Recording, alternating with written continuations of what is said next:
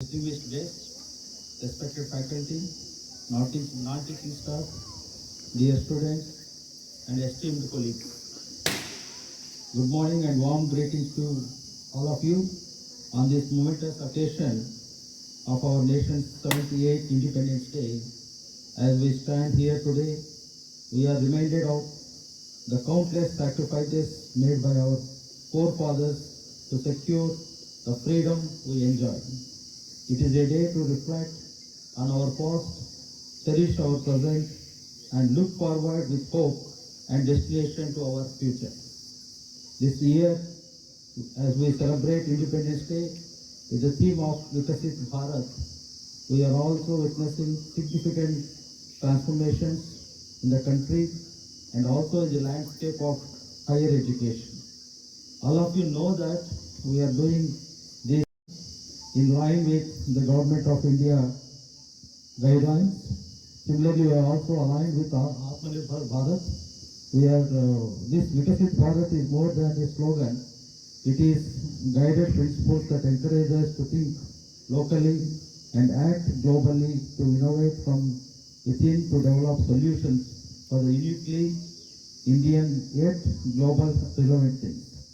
Though Vikasit Bharat, we are fostering a spirit of entrepreneurship among our students, encouraging them to become creators of jobs rather than seekers of jobs. We are nurturing a mindset that values sustainability, self-sufficiency, and a deep connection to our cultural heritage while embracing modernity and global interconnections. I am happy to present some of the highlights or achievements of our central government on this occasion of Independence Day.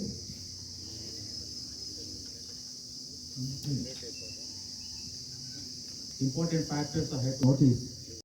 I can make you a sort of knowing the facts of the nation is more important when you are talking about Vikasit Bharat and other things. When you see the population, the total population of about 1.42 billion now, the female population is 48.4% and male population is 51.6%. But interesting point, what has been noted here is the median age of the population. The median age of population is 28.2 years. No country in this world has this type of a young population which we have. A median age of 28.2 is a remarkable. That what it signifies the future of your 10 years or 20 years rest on the shoulders of this young population here sitting. We are all old now. So you have to carry the glory of the country. You have to take forward whatever the country has achieved in the last 78 years, that we have to carry forward. But when you look at the statistics of a modern age of 28.2 years, we are blessed with young blood, right? And if you see this, but our population density is very high, 439.6 per every kilometer. Okay, the other important point is our literacy of adults aged 15 plus is about 74.4. 74.4 of literacy rate, and you have a young population of 30 years. What else a country requires if you want to achieve many things? Still after 70 years of independence, we are now developing country still, but we have to go for a developed country. That mandate is on the young population sitting here and watching, and those people of the age group of 28 to 30 years, they take the responsibility of this one. Now look at our Indian economy, the strength. What you can notice is the fastest growing economy in the world with a GDP of about 6. Demography is one of the important advantage what we have. As I said, the median age of less than 29 years, 1 billion below 35, 67% of population are in working age group. What else you want for this country? 67% of working population, no country has. Japan's median average age is about 65. They're all old people now. Okay, largest recipient of inward remittance of India is in 22 is about US dollars 110 billion. And we are aspiring to be the manufacturing powerhouse, and we are going through resilience external economic shock, and then we stood even in the corona period because of our Indian economy. The mega trends, globalization, global offshoring are increasing. Digitization is also very much increasing now. If you see the other statistics which are important for the young population sitting here, digital transformation is growing and adopting very fast actually. If you see the whole bunch of first spot in maximum persons with unique digital identity, second spot in the internet subscriptions, smartphone devices, among us leading countries cost per GB data consumption, time spent on social media is the largest one in India. But that is not sufficient, no? Only spending internet data is not sufficient for us. Now what is important is what else you want to concentrate on Vikasit Bharat, because today we are talking about entrepreneurship, skill development and other things. When you come into the education sector, 1.5 million schools are there. 1,55,000 secondary schools, 1,42,000 senior secondary schools, 1,072 universities, 50,000 colleges, 10,000 engineering colleges and polytechnics. And if you see that education citizens is about 26.5 crores, skilling is about 11 crores, workforce are 47 crores. So these statistics shows that you have an ample opportunity to work together for the development of this country under Vikasit Bharat.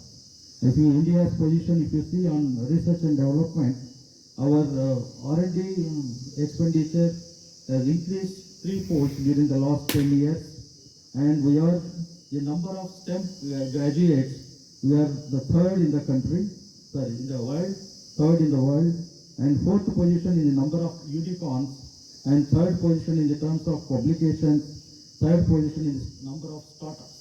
So the whole statistics why I brought it here is because the direction of the nation or the state government is quite different from what we are conventional teaching and curriculum what we are doing. Now we have to align with this entrepreneurship, innovation and job seekers, job makers, all these things has to come into our curriculum now. When I say this, you may be knowing, in Andhra Pradesh, I think the government is going to install a separate university for artificial intelligence, a separate university for skill development. These are coming in the coming year, maybe another few years, you are going to get this. So looking at this statistics of Indian and statistics of state government achievements and all those things, are we aligned ourselves to this nation's mandate of Vikasit Bharat, entrepreneurship and innovation and other things? First of all, let me congratulate the university, and I'd like to 3.23. So this achievement is a testament of your relentless efforts and unwavering dedication of the entire university community. So I thank on this occasion each one of you who have contributed sincerely in getting this particular NAC CGPA of 3.23 in the first cycle itself. That is a great achievement. So I congratulate all of you. But when you're talking about this, we are not stopping at this point. There is A, but we have to go for A plus in future. Next 5 years, your target is you have to go for A plus. And now today, when the results have came on 12th of August, NIRF, we are not figured in NIRF ranking so far. Okay, but the problem is, I know the difficulties are there. We may not be able to get the ranking as early as possible. But at least for the next couple of years, we should be able to achieve a good number of rankings. So the question people will ask always to me is, sir, we don't have faculty, we don't have facilities. So how do we get ranking? This question comes all the way. But are we waiting for the 10 years or 20 years to get the recruitment? Or we wait still for another 10 years to get our facilities to be improved? It is not the solution, right? We cannot wait. So whatever facilities we have, whatever things we have to go along with this, right? So there are, when you write a perspective plan of university, we have to think what is our immediate goals and what are the long-term goals. So what is to be done now to improve ourselves? There are many places where you can placement can be increased. Your content, video content can be increased. Lecturers, we are not doing anything. These are all in our hands. And perception of the university has to be increased. So all these things are within our hands, within we can achieve within a few years now. Now I also congratulate in getting NAC as well as the NSS and National Service Scheme. People are doing wonderful things, and some important President Awards also received. So I congratulate all of them. The other problem what I mentioned here is the new education policy. When we are talking about new education policy, are we aligned with whatever I said now? Are we, our curriculum is innovative? Is our curriculum is employability? Is providing employability to the students? Are we competent with the international students? So all these things have to be made in your mind when you write your curriculum. When I see the gap in R&D things, the gap is because of our old curriculum. We are not aligned to the industry orientation. There are a lot of gaps when you look into the industry and other things. So other important achievement of this university is digitization and e-learning. With COVID-19, I think a substantial increase has been made towards global digitization. Now we are also thinking of going for examination and other things as digitization. Part of online office is already available, but we should fully digitize everything, and e-learning and everything has to come. I'm happy to share with you that we have started 3 undergraduate courses from this academic year, and also we are going to start few online courses in a coming academic year. So the university has to go with Skill India mandate, and we have to make our students employable. Okay, the other thing what I would like to mention here is I have a vision, but I need all of your support now. So what we thought is when I ask people to apply for projects, they say we don't have enough staff members. We don't have to apply for DST fix and other things. At least minimum of 7 staff members are required. If that is a constraint, we cannot stop with that constraint. So what I propose is some of the departments can come together under this national education policy. We call it as a multidisciplinary approach, wherein a centers of excellence in health sciences with industry can be made there.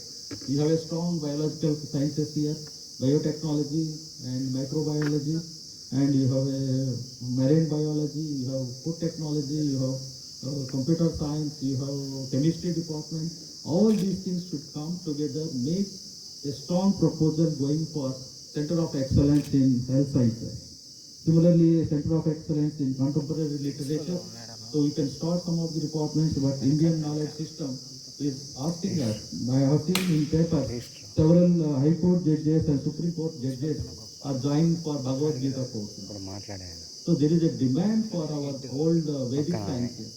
A course on astrology, astronomy, and we can go for Sanskrit and some of the things. Though they may not be initially, there may not be any students or any response, but slowly it will come. Because of this mandate, we can go for a Center of Excellence in Contemporary Literature. We can go COE on my own subject, my own favorite I think is because this is a cyclone-prone area. I thought I can have a studies on cyclone and disaster management should come here. Oceanography with other things, and a Center of Excellence, Innovation, Startups, IP and Entrepreneurship. These are my vision for this year, not for the entire 3 years, only for this year. We should get these 3 or 4 centers within these 6 months or 7 months span of this thing. If I'm available for the next August 15th flag hosting function, I should see these things in functionally. And also, we should also propose, I request some of your IT management, all these things are new courses which have tremendous industry applications. So all the people who are working, they should all think new courses, innovative courses for this particular program. Okay, then inclusivity and equitable education, that is one of the mandates for all of us. There is a digital divide is still there, though we are talking about whatever the statistics I said, this is all confined to the urban areas. But still, why we are not able to develop the country is because this research or digitization and all those things are not percolating towards your rural people. Most of the rural community are not utilizing all the technologies I mentioned here. So the research or technology has to percolate to the village level. Then only this country will go up to a developed country. When you don't have people with proper education, we don't have people with proper nutrition, there are poor people, then we cannot and never will become a sort of a developed country. So we are still 78 years, we are still calling it as developing country only. I don't know when we will become a developed country. Okay, so these are some of the things what you have to understand when you are talking about digital divide and other things. So social responsibility is one of the important points where people have to work for what we contribute to the society. That is one of the mandate for all the institutions. And all of you know that our teachers or the main important component in the country's progress. So we have responsibility and we have to do that responsibility with sincerity, and there is a spirit of responsibility for all of us to commit ourselves to the cause of education, and through this education we can empower individuals, uplift communities, and build nation that is very strong, resilient, and forward looking. Before I conclude, I also would like to bring some of the general points not aligned with my speech of National Independence Day, but what I would like to tell you is there are certain issues I brought to my notice by the non-teaching staff because of their different requirements. We will all going to fulfill that, but similarly we will also have to look into the amount of expenditure we are spending on our own resources. That also there is a constraint for us. So we have to look into both sides. How much profit we are getting, how much expenditure we are incurring. So we have to make a balance of that. People are requesting, several demands will come. So some of them which are really can do, will do definitely that. I promise the non-teaching faculty here, some of them, I don't know how many of they are here, but still I promise that whatever the requirements you said you brought forward to me, that I am going to fulfill. But I also demand work. I don't want to sit like a simple king in the emperor. Right? I don't want, I'm a taskmaster. I will just make things to happen to me. When people are not coming 10 to 5, it is not correct. When you are taking salary, you have to come to 10 to 5 here, you have to work sincerely. When we also look into whether this many people are required, what is the workload requirement, all those things we will make a review of that. And similarly, whatever dues you want, which are eligible, we will definitely give you. And the other thing, what is important is, I am open to everybody here. I am telling you personally, this is a personal advice to all of you. Don't believe somebody says that using my name I want to help somebody, and somebody comes to you and say that I talk to my counselor, I will give you something. Don't believe in all those things. I am here for you. You can try, come to me. Whatever problem you have, you can come to me. Don't go to the media. Don't go to the media. First come to me first. Okay? You talk to me first. Then I am here to solve your problem. Don't believe other people. Some people will say, I will talk to him, I will convince him, I will get you something. ఈ promotion ఇస్తాను, salary పెంచుతాము, అలా చేస్తాము, ఇలా చేస్తాము, అదంతా ఏం లేదు. I am open to everybody here. Another point what I would like to bring openly, I am talking here, there should not be any corruption at any point of time. If I found if anything is happening, I will take a very serious punishment on all of you. You please bring it to my notice with evidence. If at all any corruption, any point is not acceptable. Even if you are taking a 10 rupees for a certificate, that is also not acceptable. We are giving you enough money and people are comfortable. You need not stretch your hand for anything. Okay, make it a point. Be sincere, honest, and work hard and get the name to the university. My dedication here, 365 days, 24 into 7, all the hours I work only for the upliftment of this university. I work for the development of the university. I don't have any other personal agenda. So with this small message, I think you will take it with a good spirit. Don't think I'm giving you a wrong advice, but I'm giving you the advice that you can think, okay, acceptable advice. So I'm confident that with all our collective effort of our faculty, students, and non-teaching staff and other things, Vikram Samobar University will contribute to a beacon of excellence in higher education. I don't want to people say that it is a small university. No longer 18 years is not a small time. We have to grow up. When people say that Andhra University, SU University and other universities are big universities, but we are not small. 18 years is a long period. And you remember when I worked in NTU for 2 years, after completing of 25 years of existence, Nanyang Technological University was figured number the whole Asia. 25 years of existence. So 18 years is not a small period. We have to work. Don't get satisfied with what we have. నేను ఇంత ముందు కూడా చెప్పాను చాలాసార్లు comfort zone we sit in a circle, we draw a circle, we do research within that circle, we do work within that circle. I will not stretch out of that.